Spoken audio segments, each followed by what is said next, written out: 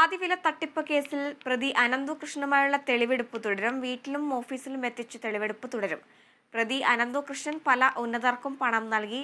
2 ദിവസമായി പോലീസിന്റെ ചോദ്യം ചെയ്യലിലും അക്കൗണ്ട് രേഖകളടക്കം പരിശോധിച്ചതിലും നിന്നാണ് ഈ വിവരങ്ങൾ കണ്ടെത്തിയത്. ഇതിന്റെ പശ്ചാത്തലത്തിൽ പണം കൈപ്പറ്റിയ രാഷ്ട്രീയ നേതാക്കളെയും ചോദ്യം ചെയ്യും. തട്ടിപ്പിൽ ഹവാല കള്ളപ്പണ ഇടപാടുകളും സംശയിക്കുന്നുണ്ട്. 500 കോടിയിലേറെ രൂപ എത്തിയ അനന്തകൃഷ്ണന്റെ അക്കൗണ്ടിൽ മിച്ചമുള്ളത് 5 കോടിയിൽ താഴെ മാത്രം. ഓരോ സ്കൂട്ടറിനും കമ്മീഷൻ വാങ്ങിയ അനന്തകൃഷ്ണൻ ഇരുചക്ര വാഹന ഡീലർമാർക്ക് നൽകാനുള്ളത് 40 കോടിയിലേറെ രൂപയാണ്. സംസ്ഥാന വ്യാപകമായി വിവിധ NGOകളിൽ നിന്ന് ശേഖരിച്ച ശതകോടികൾ അനന്തകൃഷ്ണന്റെ 19 അക്കൗണ്ടുകളിലേക്കാണ് എത്തിയത്. 2022 ഡിസംബർ മുതൽ ഒക്ടോബർ വരെയുള്ള കാലയളവിലാണ് ഈ പണം എത്തിയത്. ഒക്ടോബറിൽ അക്കൗണ്ടുകൾ മരവിപ്പിക്കുമ്പോൾ ആകെ ഉണ്ടായിരുന്നത് 4.5 കോടി മാത്രം.